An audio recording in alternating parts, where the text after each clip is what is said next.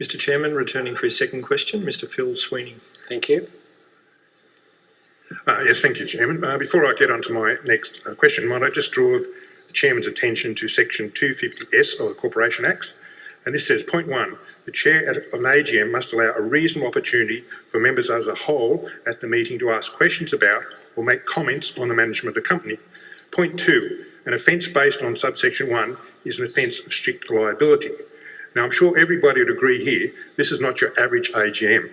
So therefore, I'd hope the Chairman, on his construction on what means a reasonable opportunity, he'll put a fairly wide construction on that and allow ample time and opportunity for people to ask questions, because we have limited this to an AUSTRAC issue basically at the moment, and a few people getting up and expressing their beliefs on climate change. And I think there are many other questions that people would like to ask. Well, surely there's no doubt in the room that I've been very tolerant of questions, and that's what I'm doing at the moment, so please go ahead. Okay. Now my question, this might be something that most shareholders don't realise, but there are 3 Australian companies who trade on the New York Stock Exchange. BHP and James Hardie are one, and Westpac is the other. Now, the other Australian banks and AMP, they trade on the over-the-counter market. And if you're looking at regulatory power in the world, the US SEC has some teeth.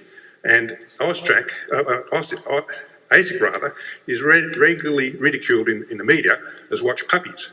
So my question gets around to, if you could answer these questions please, does Westpac trade as a level 2 ADR, which is a listing facility, or does it trade as a level 3 ADR, an offering facility, on the New York Stock Exchange? Peter? I'll have to confirm that. I'm not sure. I'm not sure. Rebecca, can you help on that? That's not detail I have to have the top of my head. Okay, well, the follow-on question is, has any money been raised from American investors for the latest rights issue? Not from retail investors. Institutional investors? Did we go to institutional in the US?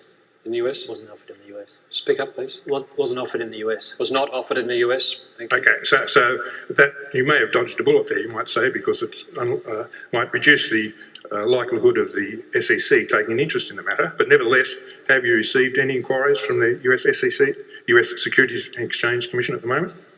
Not of which I'm aware, no. Do you expect to receive any? Okay, thank you. I'll leave that question at that.